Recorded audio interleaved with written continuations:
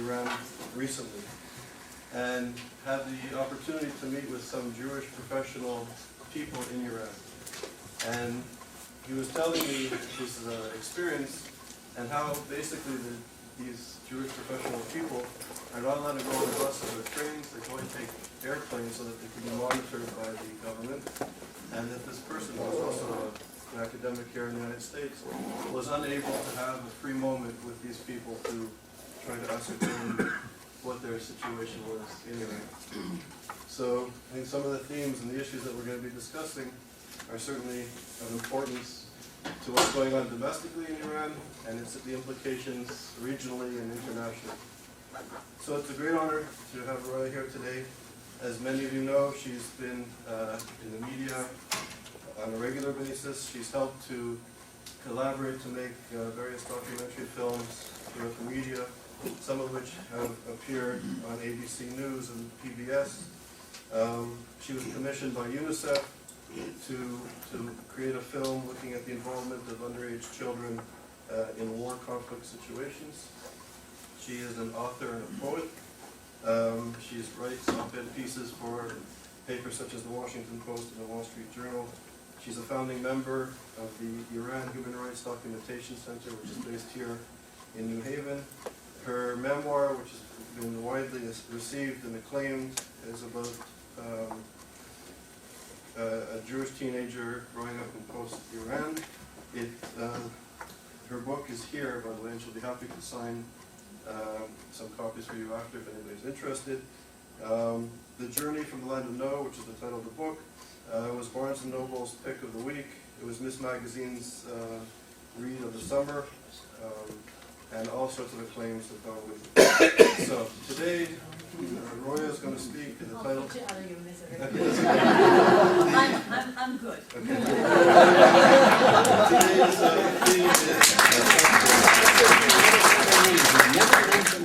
Today's title is The Case of Iran Jews Today and the Limits of the Term of Assimilation. Thank you. Good afternoon. I feel like 75% of you have been to my house for dinner, or the rest of you have seen me naked at the JCC gym. So I don't know why we bother with these introductions. I have some good news and some bad news. The good news is that I'm excited about this talk. The bad news is I have never delivered it before, which means that this is entirely experimental in some ways. It's really the result of a whole bunch of other thoughts that I've had, pieces that I've written for various newspapers, and positions that I've taken, which have not necessarily been compiled into one long lecture, but I will do my best today to gather them for this purpose. So if I'm incoherent, if it doesn't add up, if I seem to stumble, forgive me, but at least the good news here is that it's all fresh and new, and I'm talking about it in many ways for the first time here. I was at ADL last night. It was ADL in New York has had a series on the issue of anti-Semitism in Iran, and I ended up on a panel with 3 or 4 people, most of whom ended up taking really incredibly upsetting and disturbing positions. And I found myself last night trying to argue, trying to basically make an argument that seemed very unusual for those who were there last night. I basically tried to create a coup at the panel. And here's what happened, and I think I want to begin with this because I think most of you, if not all of you, are thinking about Iran, the nuclear bomb, and who's going to strike Iran first. Should it be Iran? Should it be Israel? Should it be the United States? When and where and how? And wherever I go these days, no matter what I seem to be talking about, this is what comes up. So I will address it first because I think in many ways it will take the burden off of all of us. It will really put forth, it will really be addressing the elephant in the middle of the room, and you don't so much have to worry about designing your Q&A questions, because here's the question that I think all of you will ask me, and I will, and you know, let's just say there's an elephant here and address it. I think, now, there's one other warning that I have to give, which is that being an Iranian, a Jewish person, and an American, I often find myself referring to myself as we. And people say, which we? Are you referring to your Jewish identity, to your Iranian identity, or to your American identity? So I will try to define it in each context, but you have to be careful, because I always assume that to me all these three are inherently embedded within each other, and if I lose you, please remind me to clarify that. But that's basically how I always refer to myself. The main point that I want to make before I embark on the subject of Jews in Iran is to say that I think we should all, and I'll say it as provocatively as I can, because I think I want us to have a very good discussion. And here's my most provocative way of putting it. I think we should all just jettison the nuclear issue and say to hell with the nuclear issue. The reason I say that is because, first of all, I probably have obsessive-compulsive disorder, and the reason I say that is that for the past 3 or 4 years, for those of you who are newsaholics, I have created Google Alert on my laptop. So every day, Google gathers up everything on the subject of Iran and delivers it to my inbox on my computer. And therefore, you can imagine, I receive hundreds of news emails about Iran. Anything with Iran in the subject headline, I get it. And for the past 4 years, I've monitored the sort of debate that has taken place around the subject of nuclear issue. And because I constantly try to produce articles and columns about Iran, I created a file under, Google Alert, and I put all of these news headlines in there. And I watched to see how the news really over the past 4 years has changed, whether or not there's been a progress in the debate on the subject of Iran. And there hasn't been. If any of you is interested, I'm happy to forward you the file. For the past 4 years, there have been hundreds, if not thousands, of headlines on the subject of where Iran is going with its nuclear bomb, and there's been absolutely no developments. There are signs of hope. They all get together and have a negotiation or a discussion somewhere. Then it all falls apart. Then the U.S. begins to make some threats. Then the Iranians kind of say something in return, and then the Europeans say, oh, don't worry, we're all going to fix it. So there are some new round of negotiations. It all looks good for a while. Then it falls apart again, and so on and so forth. So after about 3 or 4 years of really watching this very, very closely, I decided that it ain't going anywhere. That basically, and it reminded me of something that I'm sure for many of you who were around at this time, it reminded me of the story of the hostage crisis in Iran in 1979. I think that the regime in Iran has developed a knack for creating a huge stir in news media. In 79, it was the hostage crisis. Later on, it was the fatwa against Salman Rushdie. These days, it's the nuclear issue. The regime precisely wants the entire international community focused on exactly where they want them focused on. And that's because it enables them to internally go about doing whatever it is that they want to do. I know this particularly well because having worked as a producer in television, I was amazed at the amount of coverage that, for instance, the hostage crisis had received in the United States.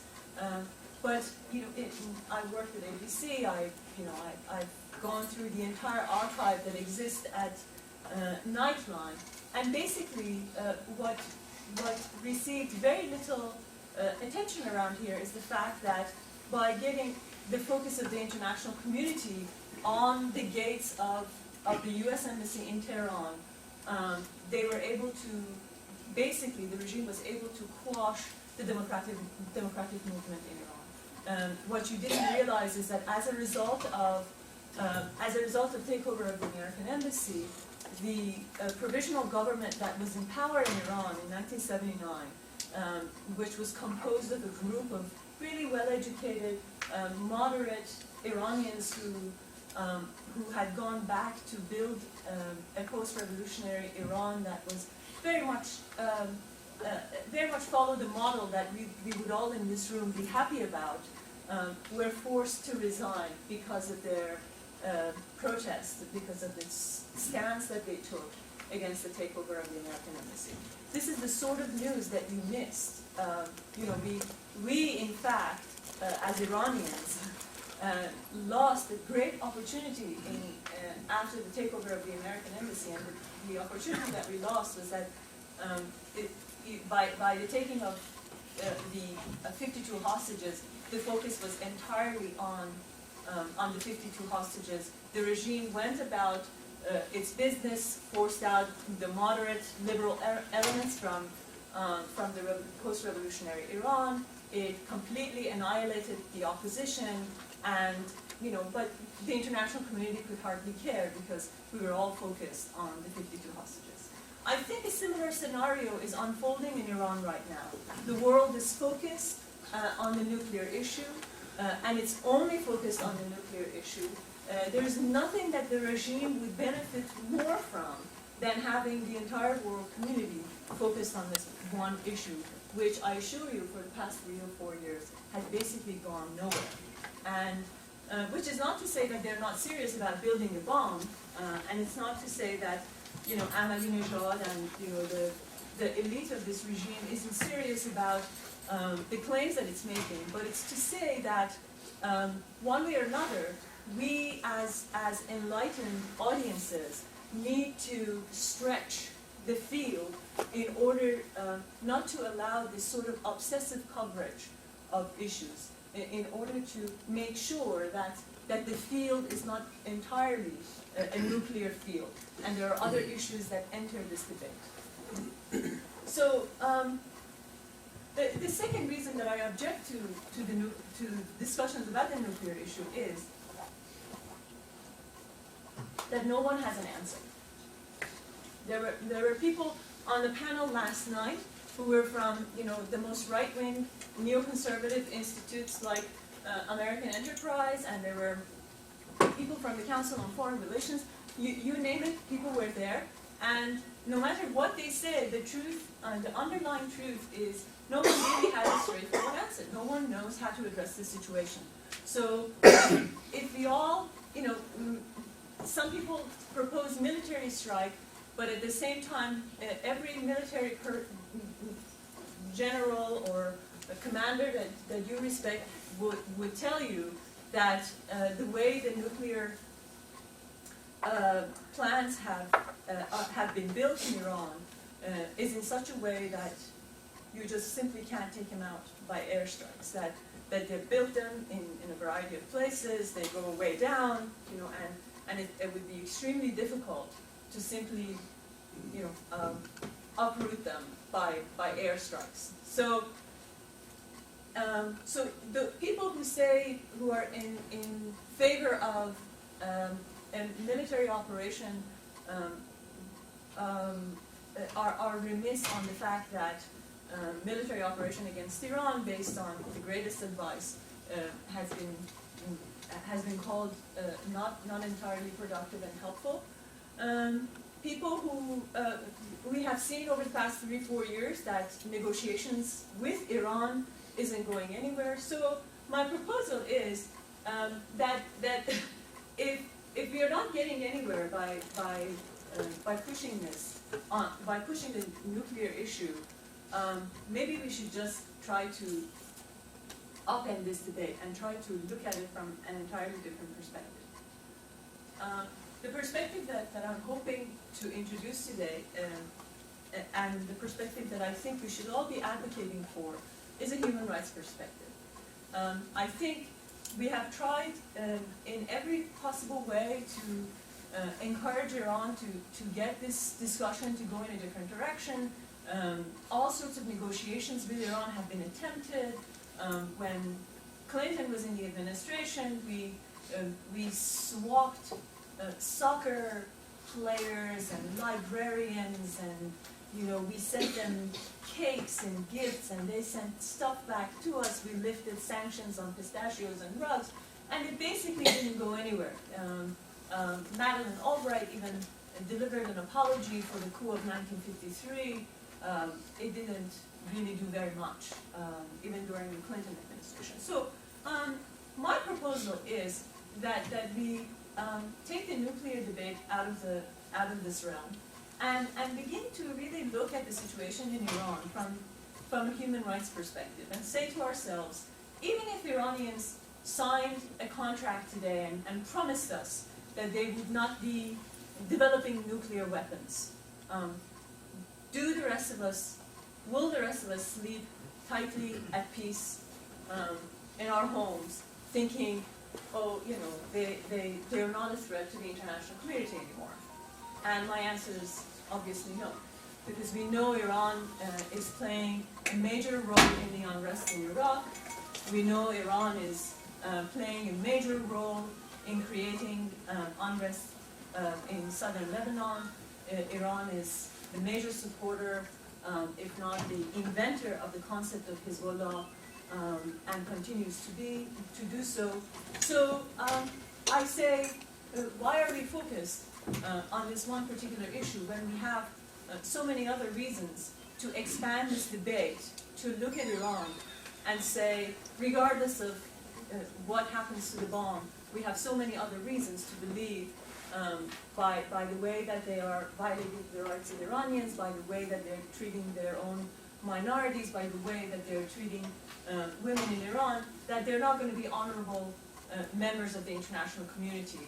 And regardless of what contract and what covenant they sign, we're not going to look at them as equal partners in our debate. So this is what I wanted to put forth and say that ultimately I think the way to go about this, and this is basically what our ADL discussion last night came to, is to say that we have to somehow all come to a consensus on the fact that Iran, regardless, will not be an honorable member of the international community, regardless of how they agree to manage the nuclear issue. Now, where do we go from there is tricky, because I think a lot of the negotiations that need to take place with other EU members, not with Iran. I think a lot of the conversations that we need to be having are the conversations that we need to have with our partners around the world about Iran. But somehow we think that diplomatic negotiations and diplomacy needs to be conducted with Iran itself. My proposal is that if we agree that we are through with, we have done all we can with in pushing the argument forward with Iran, we should then go forward and try to see whether or not we can bring the entire Europe to our side, whether or not we can create a consensus among our allies as to how to approach Iran. Now, how does this all relate to the issue of anti-Semitism and Jews in Iran?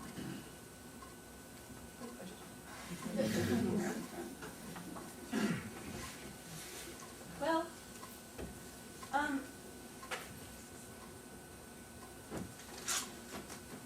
I have to tell you a story first, which is I was speaking at the Museum of Holocaust in New York about almost a year ago, and it was a conversation that was completely focused on the book. I read passages, and there was an interviewer, and he interviewed me on stage, and then there were Q&As, and one of the audience members raised his hand and said, I've read your book.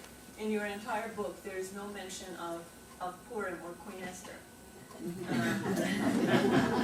And what have you got to say about that? And I didn't really know what to say. I tried, you tried your hardest, your darnest best to be polite and considerate. So the best answer I could come up with was that, she came a little bit before my time. So after this conversation, when the audience members were coming over to chat with me and get their books signed, one of them came over to me and said, "You're my hero. I have to get together with you. We have to talk. You have no idea what you did tonight. What you said to this man is one of the most important things that I've ever heard." And I really didn't think very much of my own comment. But in any event, he bothered to take a 2-hour drive from Brooklyn, New York, to come to New Haven to tell me that the fact that I had told this gentleman that Queen Esther was before my time, and in fact I had tried to really say that it's possible to be an Iranian Jew but tell a different story that doesn't include the stereotypes that you expect to always be told is something that excited him. And he said, well, he was an Iraqi Jew, or actually son of Iraqi Jews, and he said, I believe there is a grand conspiracy by Ashkenazi Jews to co-opt and colonize the narrative of Sephardic Jews. I don't know. I tried to, since he had driven 3 hours to come up, and it seemed to be such a pressing matter, I tried to really think about it, whether or not the Ashkenazi Jews were conducting a major conspiracy against the Sephardic to colonize their narrative or not. But I come from a country where conspiracy theories are abound, and I'm basically extremely immune to them. But after I listened to him, I realized that there are these rumors, and there is this apprehension that one way or another, Jews who come out of experiences post-Germany and in the last 20, 30 years are expected to be telling the same story or a familiar story. And instead of thinking that the narrative is being hijacked or colonized, I thought, is it possible that we have gotten used to wanting to tell ourselves and each other the same story over and over again? And the same story being, we were in some place, things got really bad, they threw us out and we left. And do we want that story to be just that, or are we open to the notion of examining the complexities of that broad headline, which is we were there, things got bad, we were forced to leave and we left. Are we ready to really examine what the many layers and the unexpected other stories that go into that broader headline? So I don't look at it as by any shape or form as there being a dominant Ashkenazi narrative trying to colonize the Sephardic narrative, but I want to say that I think it's important for us, especially when it comes to Iran, to focus on the unexpected stories and the unique events that drove Jews out of Iran in 1979 and continue to drive the Jews out of Iran until today. The reason I think that's important is because by looking at that, we will see that the circumstances that are driving Jews out of Iran are very much the circumstances that are driving secular Iranians out of Iran as well. That in many ways, what has become a thorn in the side of the Jewish community in Iran is the very thorn that is in the side of the secular average Iranians who don't see eye to eye with the regime as well. Which is not to say that there is no broader anti-Semitism in Iran, and again, it is not to say that the situation of Jews in Iran is a dire one, but it is to say that we are an extension of a broader problem from which the rest of the average Iranian secular or non-fundamentalist community is also suffering. Let me surprise you by a few facts that you probably don't know, and then using those facts I can kind of begin to stretch this conversation.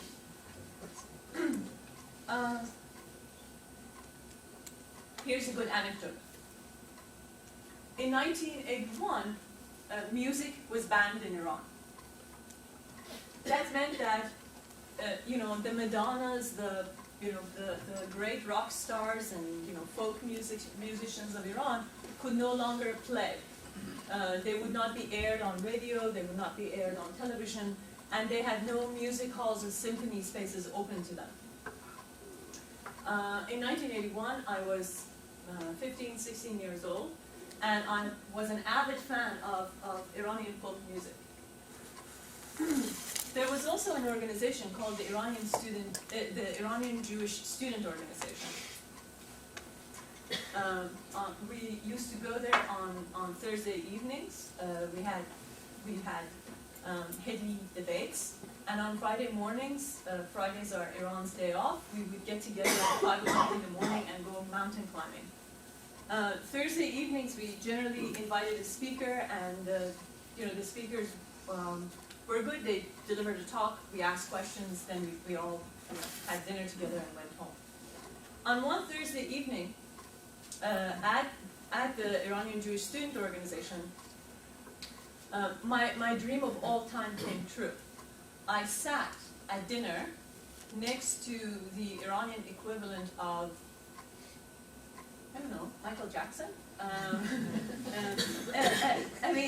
No, much better than Michael Jackson, at least morally. But someone who I had absolutely adored and admired for many, many years, whose music I loved and listened to for many, many years.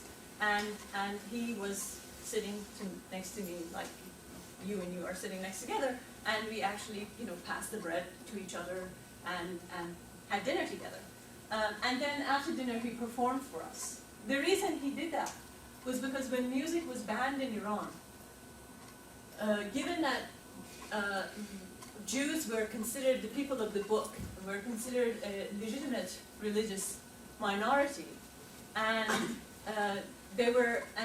given that music was not banned in Jewish religion, these musicians who had no other audiences, who had no other possibility of performing anywhere else, came and played for us and for foreign embassies in Tehran. And that's the only two access to the audiences that they had.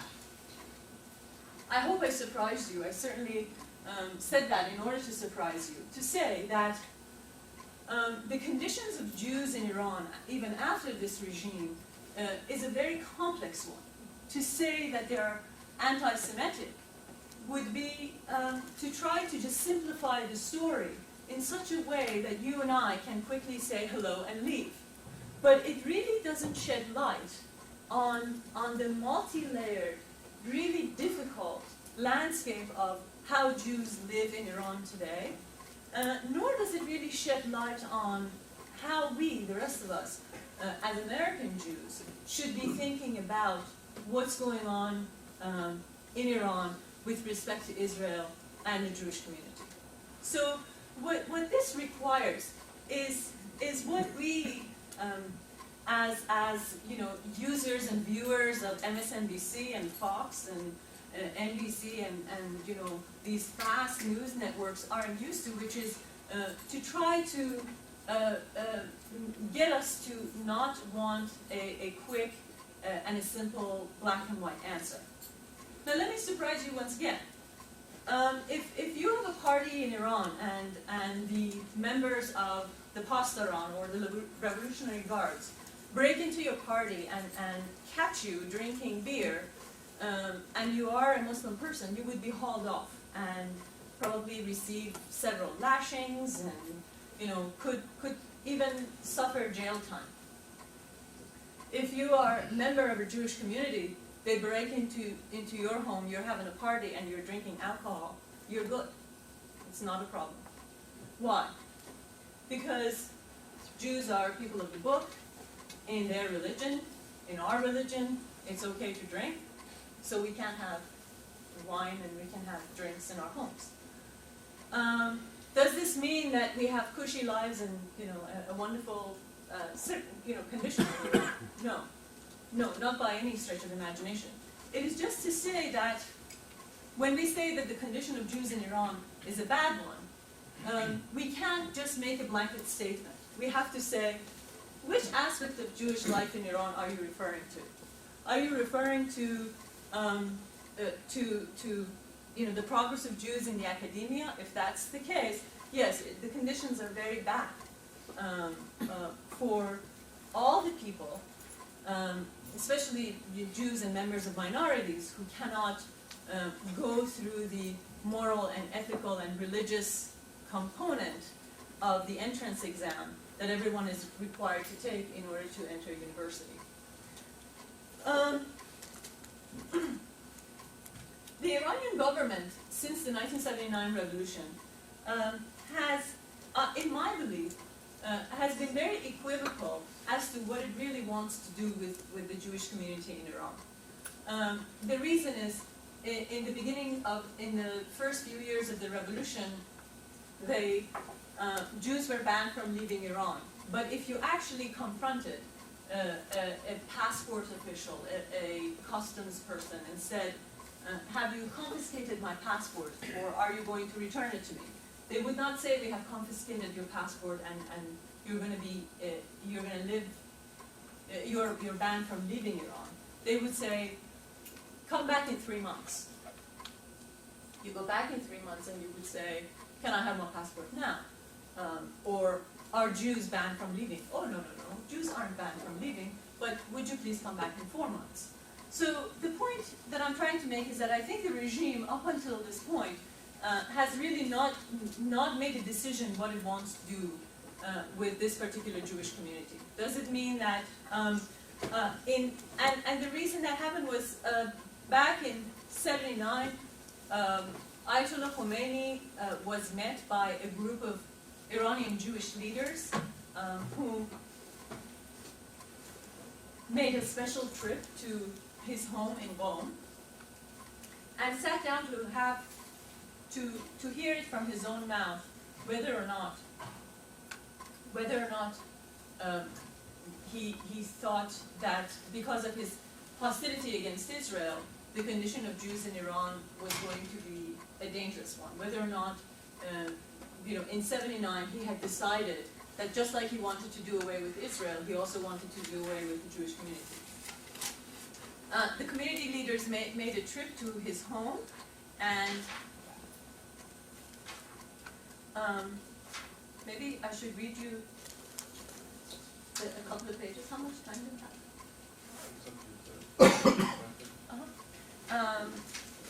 I can read you a short passage about that meeting. 6 people get together. This is after a highly regarded, a leading Iranian Jewish person had gotten executed, along with the first round of affluent Iranians who were being rounded up and executed in the first days of post-revolutionary Iran. Habib el-Ghaniyan was his name, and he was a huge philanthropist, and actually the man who brought plastic to Iran. So his execution was in many ways hugely symbolic, that the entire country to some degree felt indebted to him as a person who was not only a successful businessman, but an entrepreneur and someone who had introduced an element into Iranian life that had not been there before. After the execution of El-Ghanaian, the entire community was thrown into disarray and thought that maybe this is the plan for the rest of the community as well. So the mission went to Ayatollah Khomeini in Qom and really confronted him and said, what's the story? What do you want to do with us? And Khomeini kept the 6 people who had gone there for about 3 hours, and he delivered a long, convoluted speech about copulation. It had nothing to do with Jews, Iran, or anything. It had to do with the laws of matrimony and when and why it's good for men and women to get together at certain times of the month. So the group is entirely befuddled and very, very confused, and they're really worried that this is his way of saying, you know, just go away, I'm not interested in addressing your concern. But at the very end of that bizarre speech, he makes a segue and he says, in the Holy Quran, Moses, salutations upon him and all of his kin, has been mentioned more than any other prophet. Prophet Moses was a mere shepherd when he stood up to the might of Pharaoh and destroyed him. Moses, the speaker to Allah, represented Pharaoh's slaves, the Mustazafin of his time. Now, Mustazafin was really the equivalent of the world proletariat that Ayatollah Khomeini had borrowed from the Marxist vocabulary and introduced and created the Arabic equivalent of it and constantly used it. So whenever Ayatollah Khomeini referred to anybody as a member of the Mustazafin, it meant that, you know, that person was a celebrated person or was with the okay crowd as far as he was concerned. So the moment he invokes Mustazafin, the 6 Jews who had gone there knew that this couldn't be so terrible. And then he continues to say, Moses would have nothing to do with these Pharaoh-like Zionists who run Israel, and our Jews, the descendants of that Moses, have nothing to do with them either. We recognize our Jews as separate from those godless, blood-sucking Zionists. Well, it sounds very harsh to you and me, you know, here in New Haven in the United States, but at that time it was a huge relief to the community who had gone to receive some word of assurance that the plan was not to do away with the entire Jewish community. The mission brought back that one line and then painted it, that one last line that we recognize the difference between our Jews and those godless Zionists. They painted it on the wall of every Jewish school, every synagogue throughout Iran, especially in Tehran. So we used to, you know, march to our class in school looking at these slogans every morning and kind of bowing to them. So that distinction that Khomeini made early on during the revolution really was an issue of policy. And what it meant was that Jews were going to be unharmed, but that didn't mean that various opportunities were not going to be denied them. But what I'm trying to encourage us to think about is that you're talking about a country and a situation that in which Jews have being a Jewish person at times can actually be to your advantage than being a secular Muslim person who seems to be in disagreement or has a political endorses a political opinion other than that of the regime. That in one instance, when this group of the Iranian Jewish students and I went on some of you who have read my book may remember this scene that we went mountain climbing on a day that was actually a day of mourning in Iran all of us considered ourselves, radical liberals, and somewhere in the mountain, a group of Revolutionary Guard members who had tried to close the mountain. Now, I don't know how exactly you can shut down the mountain. It's sort of like, telling Niagara Falls not to fall exactly, or something of that sort. But they did try to actually shut down the mountain on that day, and of course, the mountain being so vast, we just found a way up, and somewhere half our hike, they stopped us and said, you are violating the close the mountain rule today, and we're going to round you up and take you away. They took us away, and we were to the headquarters, and we were there, and they had found some books and literature on us that were unsavory by their standards, and those books and literature could have caused, could have been the very reasons for those of us on whom they had found this, for detention, arrest, at least several days of questioning and interrogation. But what happened was, somewhere along this conversation that they were having with one of us, and I among them, they discovered that we were Jewish. I had something. My mother had put a piece of a traveler's prayer in my knapsack for safekeeping.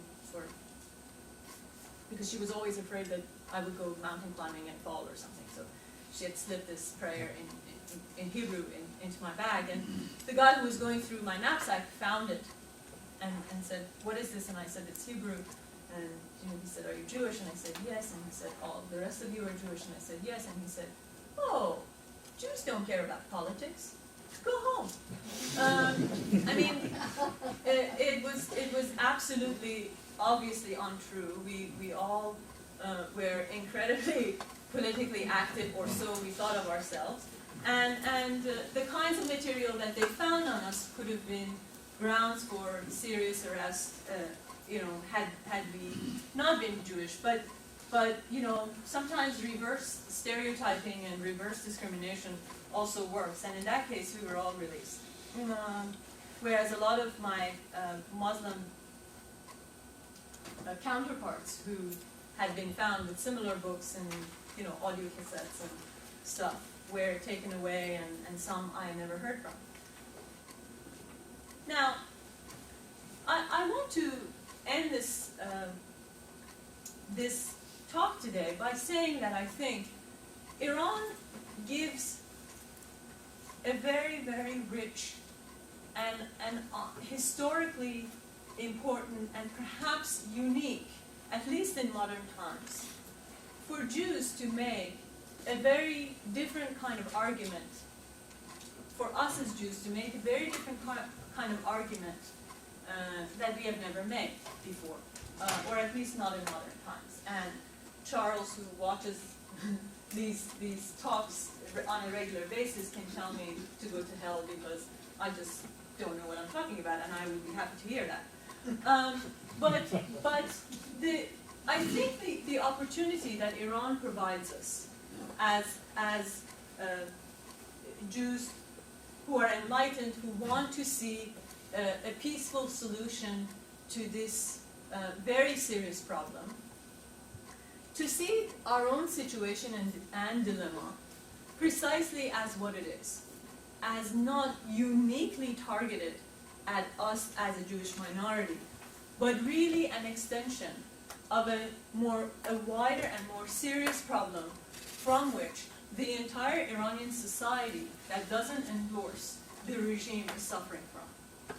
Now, this does not take away from the seriousness of the threat that they pose to Israel or the threat that they pose to the Jewish community.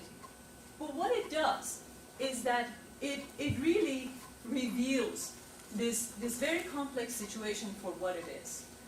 As a situation that after 30 years, the Iranian people at large are the people that I'm sure those of you who are following the news of Iran have seen. The Iranians are the only ones in all of the Middle East who are extremely pro-American, I don't know any journalist who hasn't gone to Iran and not returned saying, I'm amazed at the great reception that we received.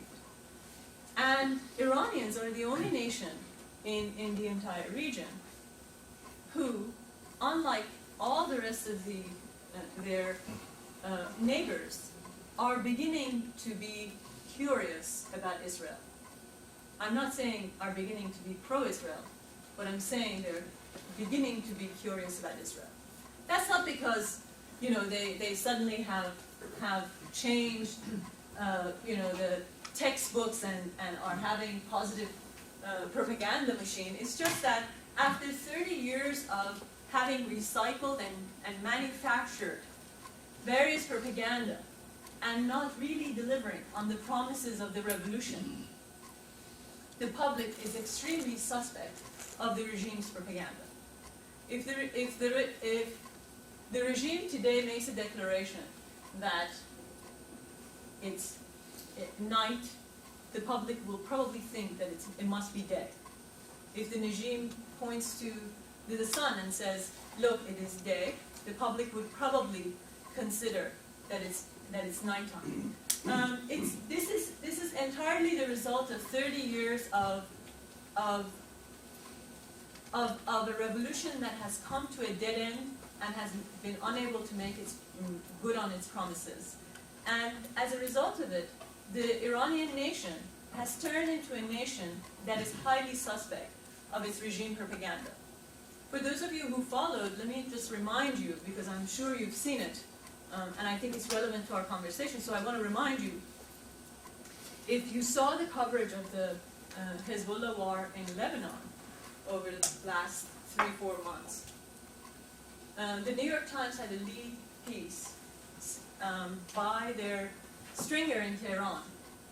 And I forget the exact wording of the headline, but the reporter was saying that Iranians are the only people in the entire region who are not supporting the Hezbollah and believe that they don't wish for their government to be funneling money outside of their own borders and giving it to these other people elsewhere, because they had more needs and they were suffering economically.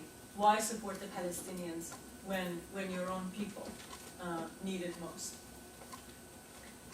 That, coupled by, for those of you who read New York Review of Books and are fans of Timothy Garton Ash, he came back from Iran last year and said that Iranians have developed healthy curiosity towards Israel. For those of you who blog and are interested in the blogosphere, the father of Iranian blogs, the man who started the first Iranian blog, was a journalist who decided last year, to hell with regime's propaganda. He was going to go to Israel on his own and see what's going on there. He did. He spent about 2 months in Tel Aviv and Jerusalem. There was not a day that an op-ed didn't print in Jerusalem Post and other major Israeli dailies, talking about this guy's trip to Israel and what a wonderful time he was having. He, of course, can't return to Iran, so he's sort of blogging from Canada, but nowadays. But what I'm trying to leave you with is that I think there is a wonderful opportunity here for us to, yes, look at Iran and the regime in Tehran with all the seriousness that it deserves, because it's a menace and it has to go. But also, you know, look past the regime and really see the grander, more historically durable change that has taken place, which is really the introduction of a movement of enlightenment from Iran. You know, if you do away with Ahmadinejad, if you do away with the president, then beneath it you have a people who 30 years ago wanted to test the dream of having an Islamic theocracy. The rest of the region is consumed with that dream now. The Pakistanis want to know what it's like. The Iraqis want to give it a try. the Afghans keep wanting to give it another try. Iranians are through. They tried it for 30 years. It was no good. They want to do away with it. They, 10, 15 years ago, one of the leading philosophers of Islamic reform came out of Iran and said, we've got to reform our religion. I think we have a fantastic opportunity, also as Jews, to look at the situation of Jews in Iran, history of Jews in Iran, and the dire circumstances of the Jewish community in Iran as an extension of the bigger problem that Iran is suffering from, and therefore find a universal cause in something that we are accustomed to just attributing to us and us alone. I'm happy to take questions.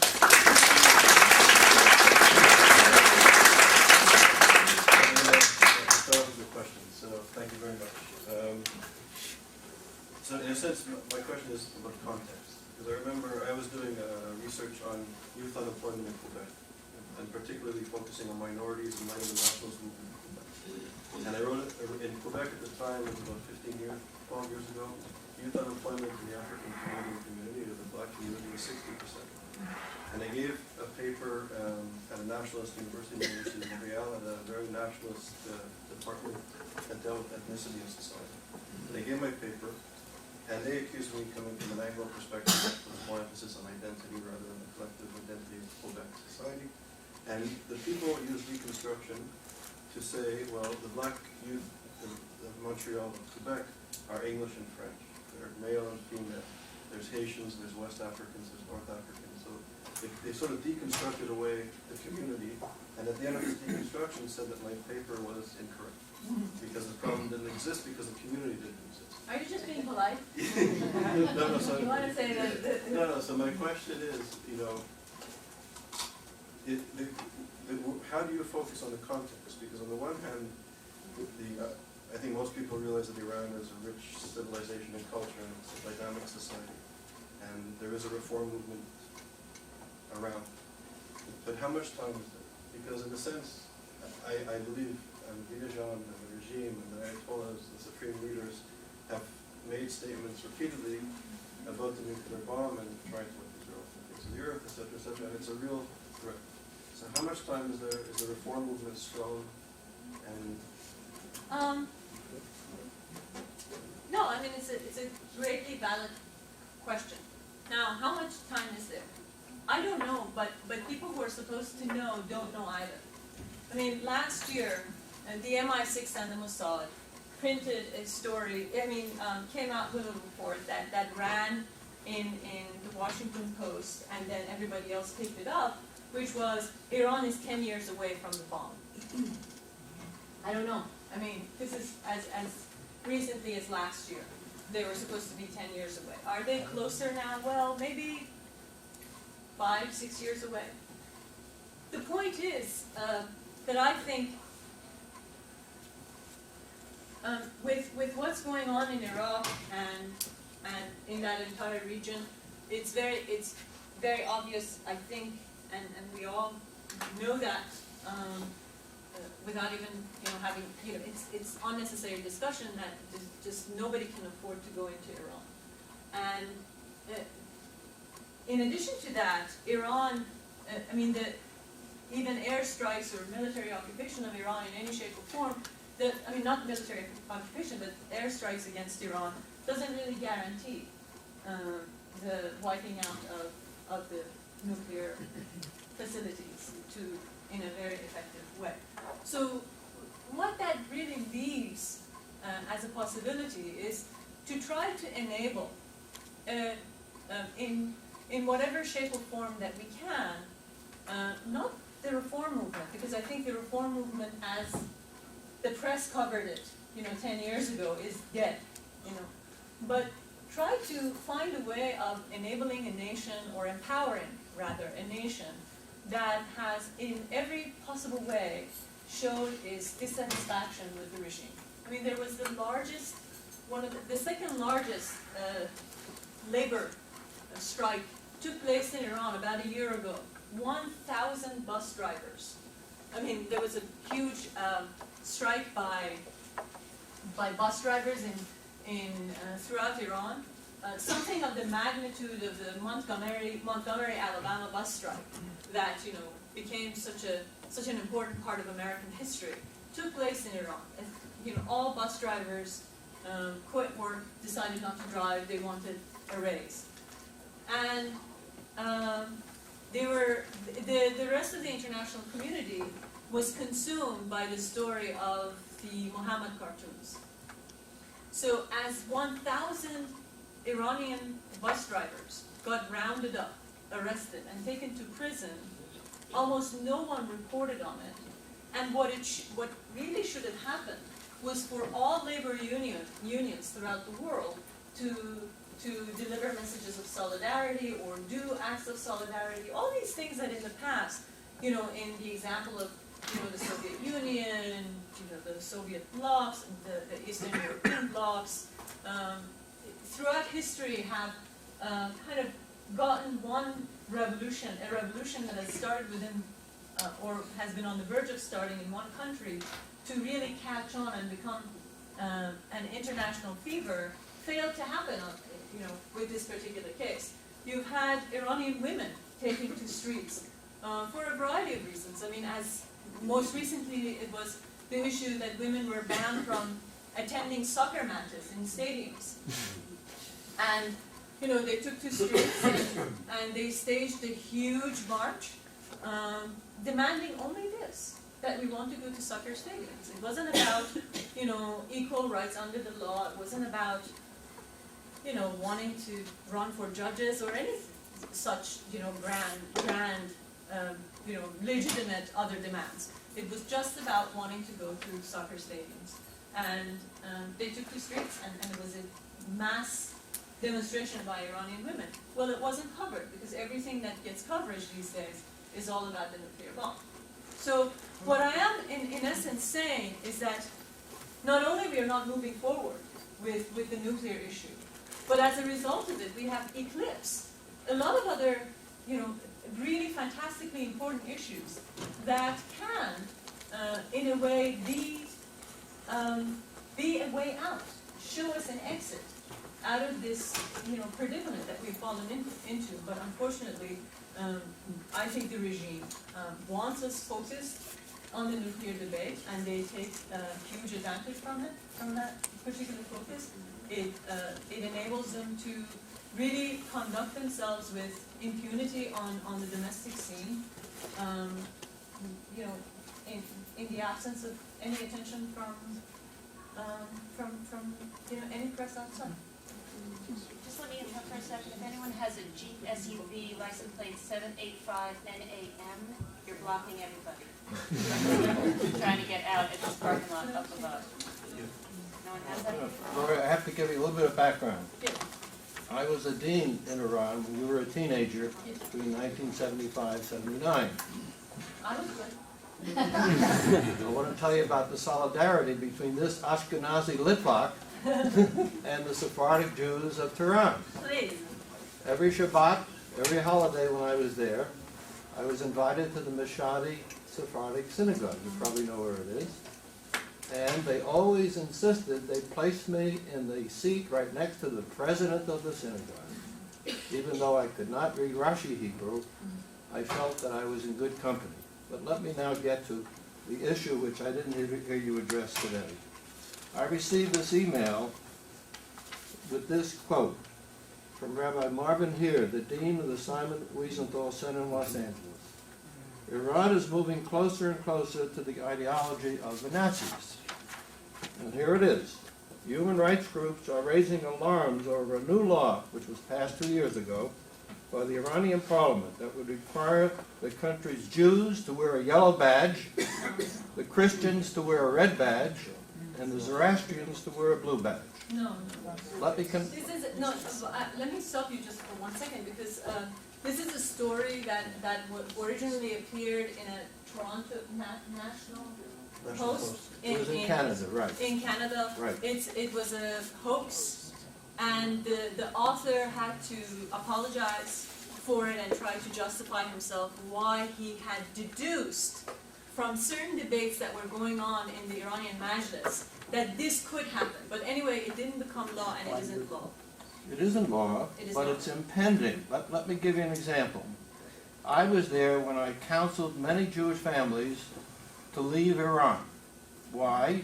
I told them the story of the German Jews and the Austrian Jews who felt very complacent that nothing would ever happen to them because they were citizens of Germany and Austria. A number of families, you might know some of the families, the Brokim family, very distinguished family, the Nemetzadas, finally were persuaded to leave Iran. Now, there were 85,000 Iranians when I was there. There are now 25,000 remaining. Why are they there? They are the poor Jews who could not leave the country. Why isn't there an effort, just as Israel moved the Ethiopian Jews to Israel, to get these 25,000 Jews out of the country? They are in mortal danger. And that's my comment. I don't disagree.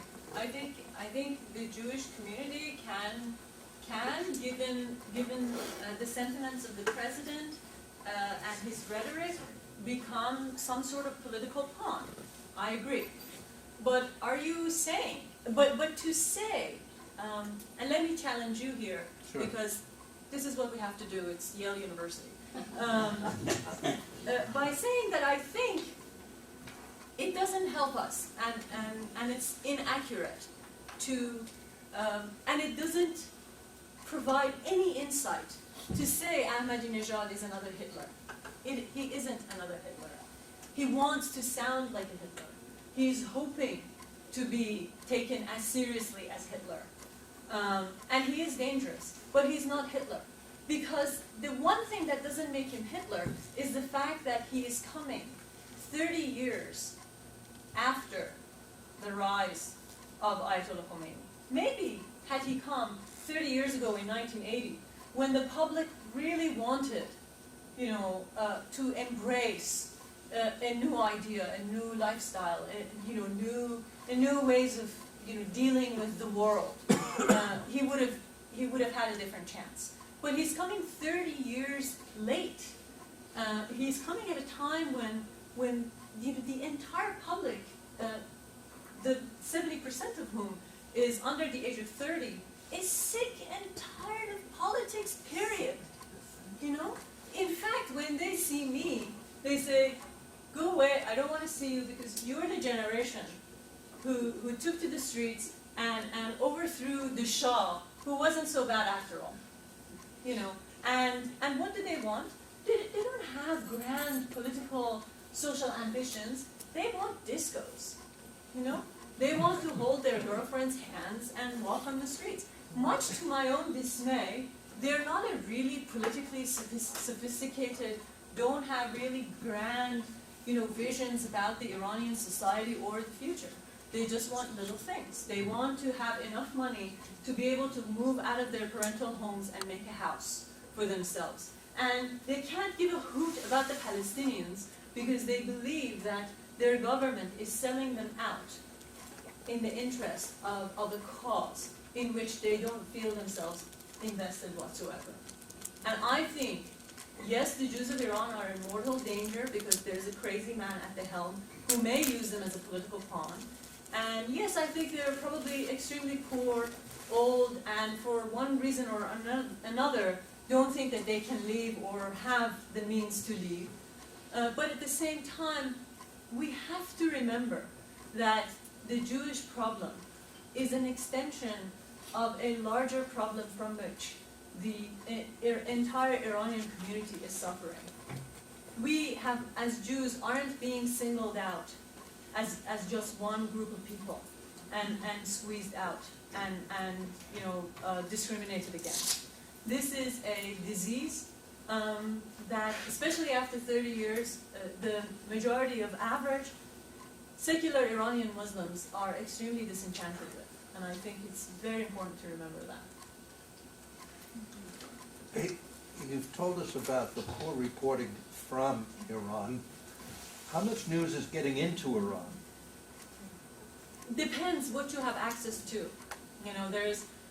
I hear that Tehran is a hub, is an internet, wireless hub. So You know, if you have a wireless laptop and your laptop is capable, you can open it up anywhere in Tehran and just log on and cruise the net. So it depends on what you have access to. If you have access to the internet, there's a lot of news. Now, another thing, you know, everybody keeps kind of banging Iranians on the head with this, saying, you don't have a serious opposition. Where is your political opposition? If the regime is so bad, you know, where are your organizations to overthrow them and your, you know, leaders and oppositions? Whereas I assure you, none of us, nobody, you know, pre-perestroika could have, you know, even known that there was a Gorbachev in the horizon.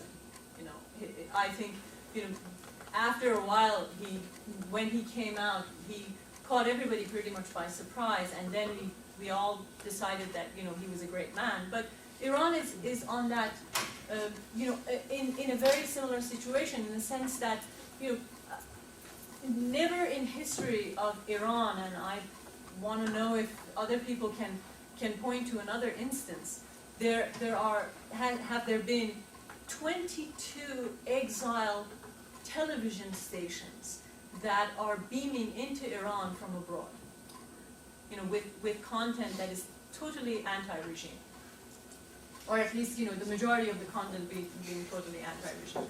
I mean, there are people broadcasting, Iranian exiles broadcasting from Great Britain, from Los Angeles, there's, you know, one of the most popular radio programs in Iran, listened to by millions, is the Persian voice of Israel that gets beamed into Iran, you know, 2 times a day.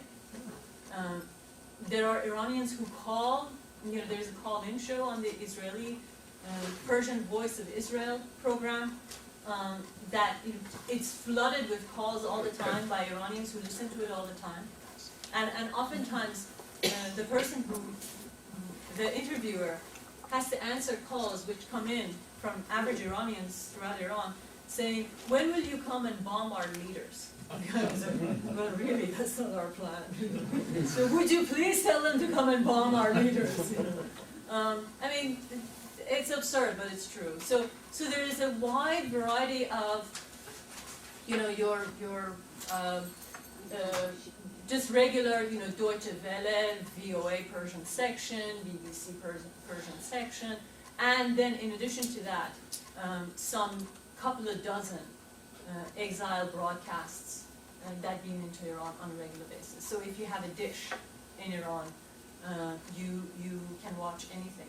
And the regime tried to basically, you know, fine people for the dishes for many, many years. So people had to take them off their rooftops and plant them among their bushes in the courtyard, or, you know, find a good way of hiding the satellite dishes so that they won't be seen, so they wouldn't be fined. But it's been another one of those ongoing battles with the public. How do you respond to the contention that your argument can be turned on its head? That is, that as the reform movement grows and the regime feels more and more vulnerable, it will be tempted to, one, engage in nuclear or other foreign adventurism to unite the nation, and or to engage in anti-Semitism, which is always in fashion, so as to find a scapegoat. So, I mean, reform itself can give rise to the very things that you think reform can ameliorate. But that you can make that argument about Just reform about anywhere, you know. fair enough. You know, so you would say, you know, I can't step out of my apartment because I can get hit by a bus. Yes, you know, Okay. that's always a chance that societies run because they want to do something great. That's you know, sort of the existential comment you can make on, you know, about anything when we want change. I think the important thing is actually not even Iran within the next 10 years. Look, Iran has provided a movement that because we're living through it, we're unaware of its significance. You know, Islam is the newest of the 3 monotheistic religions, and it hasn't undergone the sort of reforms that, you know, Judaism and Christianity have experienced, you know, by virtue of in part being, having more years on Islam. And what has begun in Iran is an enlightenment that will affect the history of Islam as we know it for the next several hundred years. The most interesting, intriguing debates in Islamic philosophy have begun in Iran and are going on in the Islamic world because of the movement that began in Iran.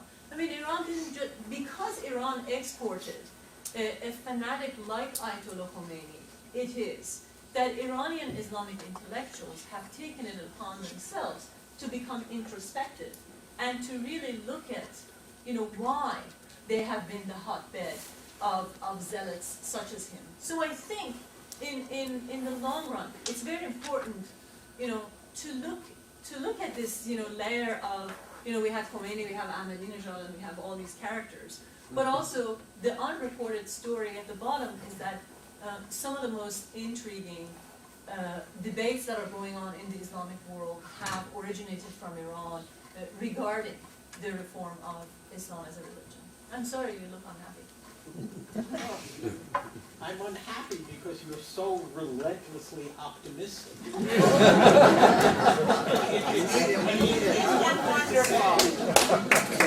not going to apologize for being optimistic.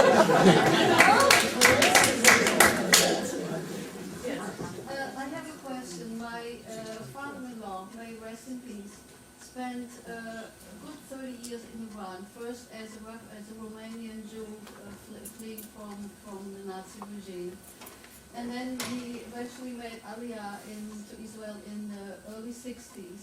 And at that, I think up to the overthrow by Khomeini, Israel and Iran actually were on very good terms because within a few years, because he spoke perfect Persian, of course, and he had been involved in big, he was a civil engineer and he was known for building dams and stuff like this.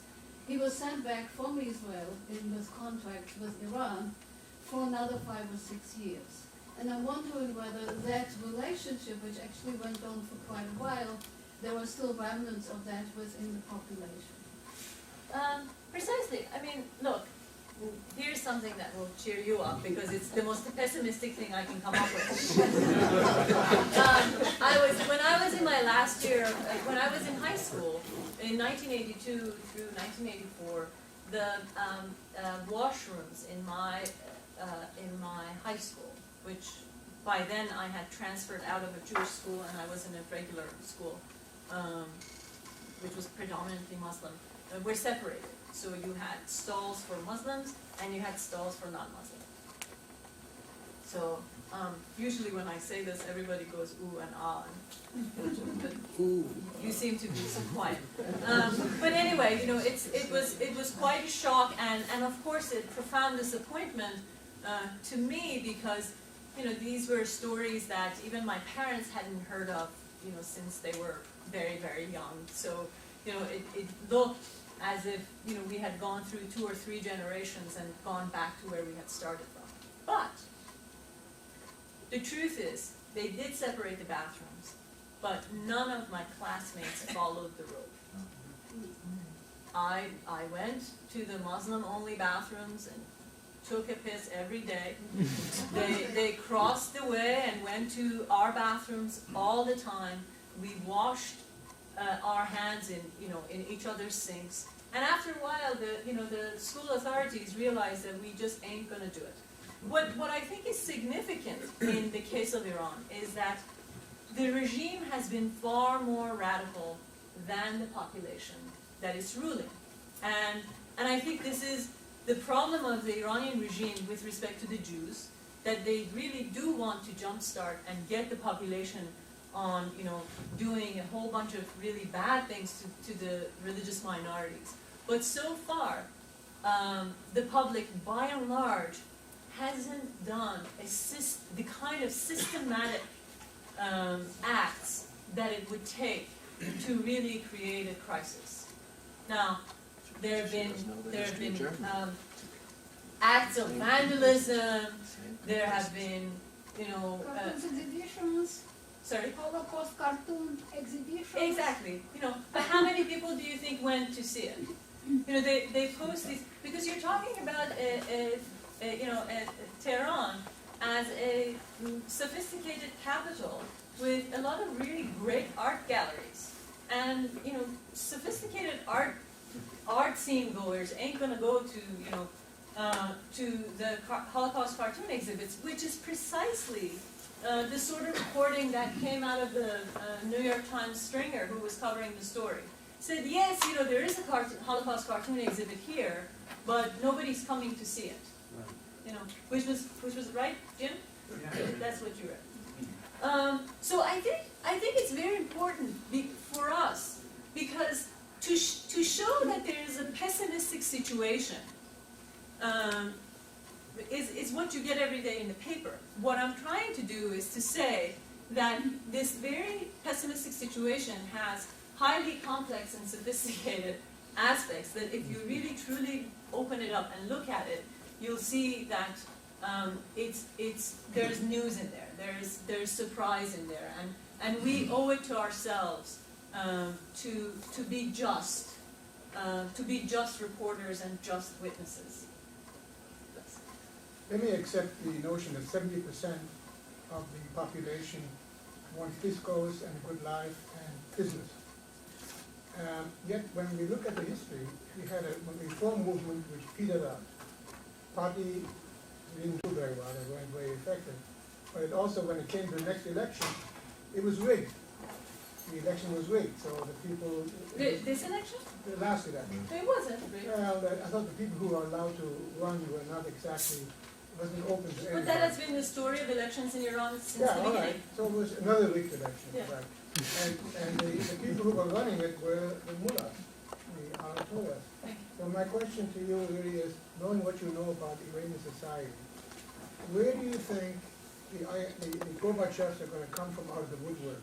Is it going to come from the military? Is it going to come from the young intellectuals? I mean, do you have any, I mean, you're not a prophet, I know, but if you had to give me some indication where this... I know several Gorbachevs. I know a couple of Gorbachevs among the youth. I know a couple of really, really old Gorbachevs from the National Front movement who kind of hung around and have survived. Because the National Front is the party from which Mossadegh came. Mossadegh being the very popular prime minister who came to power in the early 50s, and who was overthrown, and then the whole crisis that took place, and the coup of 1953 is because of the overthrow of Mossadegh. Well, Mossadegh represented a party, and his party still exists. So there are some old-timers from Mossadegh's time who are, one or two of whom are quite well respected nowadays. Now, I don't know if there would be a single person who can do this, but I think there could potentially be a coalition of all of these characters who can be a serious opposition at some point. I think the most important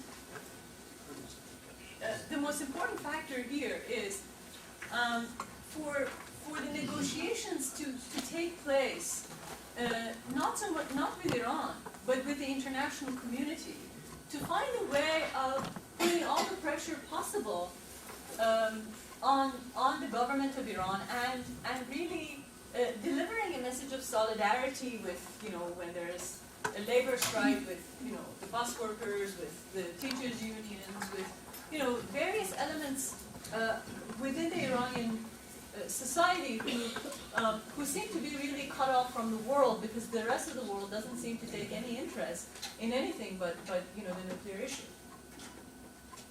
But there are, and I think in every group or strata of society that you look at, there are one or two really interesting individuals who can potentially be leaders, or at least a coalition of whom can be a serious coalition. Who is the military loyalty? as you who's, know? The I'm sorry? military. In the military, who No, I do mean, the military is presumably another possible place for Sure, the merchants of a Gorbachev. yeah. Who are they loyal to, the president or the Ayatollah? Well, the military has always been really loyal to a sense of the government, and a government that was dedicated to the nation. And that's in part the reason why the regime initially went about establishing the so-called Revolutionary Guards, because they wanted another group of, armed men who would be exclusively dedicated to them.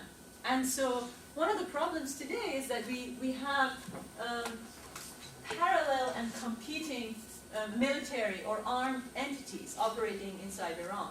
The military could be and has been really, to some degree, loyal to some sense of nationhood and sort of sense of government, and therefore the dirty jobs that they've had to do has gone on with the help of the Revolutionary Guards. In fact, a lot of the overseas operations that they have done, helping the Hezbollah terrorists and everything, has happened through the Revolutionary Guards. So it's really, the Revolutionary Guards is in essence a serious obstacle, has been a serious obstacle to positive movement in Iran. Yes.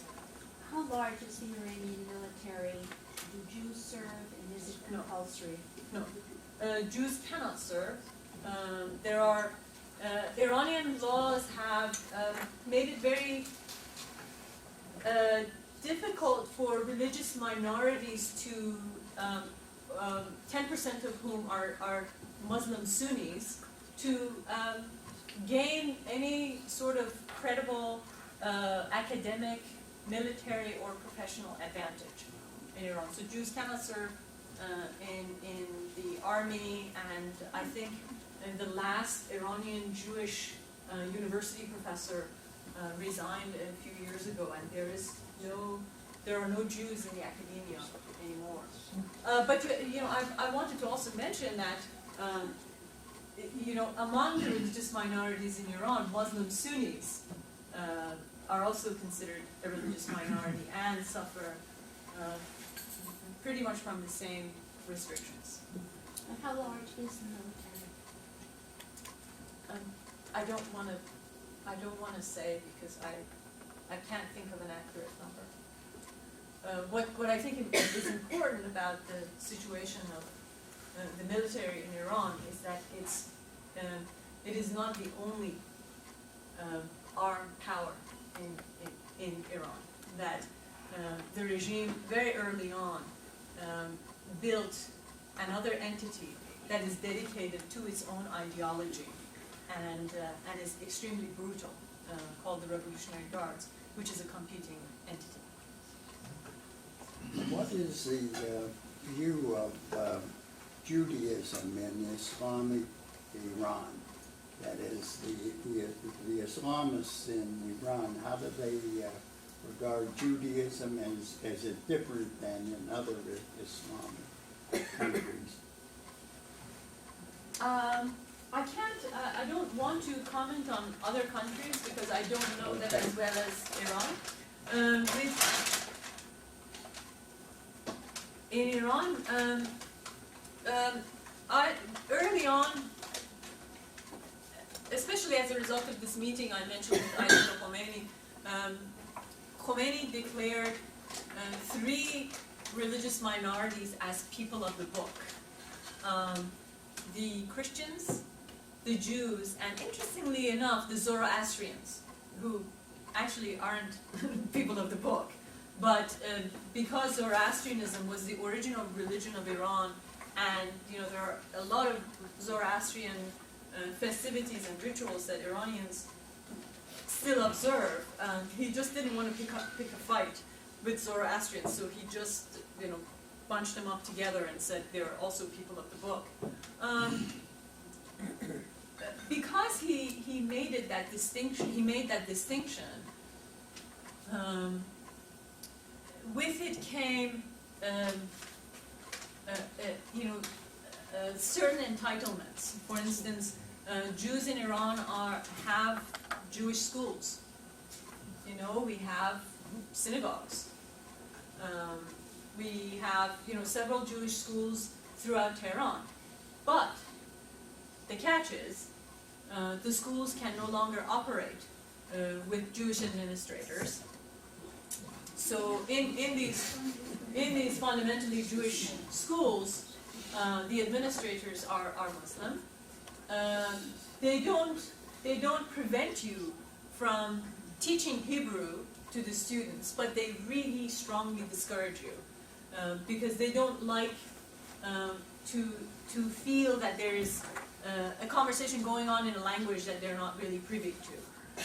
So they have no problem with religious studies as long as it's done in Persian, that they can have access to its contents. The religious material that is being taught, by and large, are texts that either the Department of Education puts out, or are texts that the Department of Education has to approve. And the schools have to be open on Saturdays, which was unheard of in my time. We just had Saturday off, and we were extremely spoiled in that way.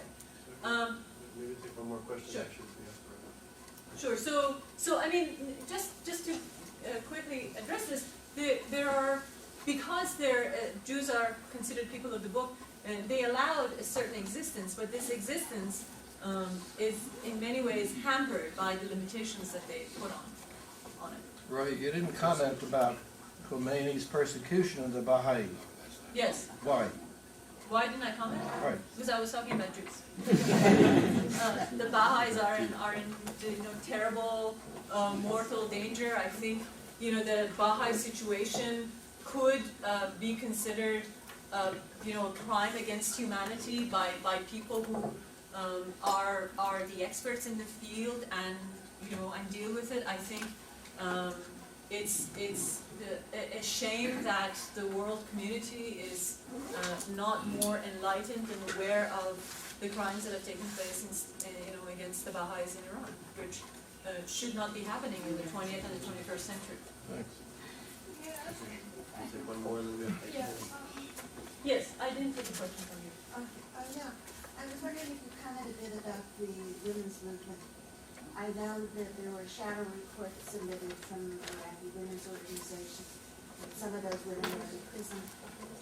There are problems with, I think, the Nobel Prize winner who's been speaking out. And one is, do the Jews outside of Iran unite with the civil human rights movement to deal with people like that within Iran?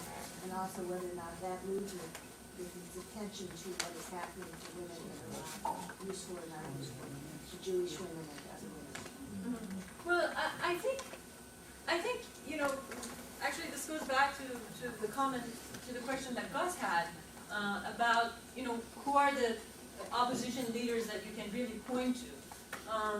Well, that can be sort of tough, but what's really easy to point to is to say, look at an entire category of people, women in this case, who have been the most serious, persistent opposition groups that the regime has ever had in all of its history. And probably the most serious challenge and the most moderating force within the Iranian society have been women. Because, don't take my word for it, just look at the way Iranian women treat the forced or mandatory dress code, which is a scarf, a uniform that's supposed to be baggy and cover up to your knees and pair of pants underneath, closed-toed shoes and everything. Look at every picture that comes out of Iran, on the wires. You have these women who have this tiny kerchief around their heads. They have their bangs kind of coming out this way, and their ponytails coming out the other way. Great makeup, and then they have decided that the length of the Islamic dress code doesn't need to be all the way down to their knees. It can be, just barely under their butts. And it doesn't need to be really baggy. It can be extremely narrow and show all the curves that they have. So they have actually deconstructed, to borrow Charles's term, the concept of Islamic dress code, to the point that I think one of these days the mullahs will say, stop doing this and just, go without, for heaven's sake, because this is far worse. Suggestive and just really attention-catching. I think that the women as a gender have served as the most reformist element within the Iranian society, because just by virtue of who they have been and how they have operated, they have managed to be the most serious challenge to the regime. And I'll leave it at that. Thank you very much.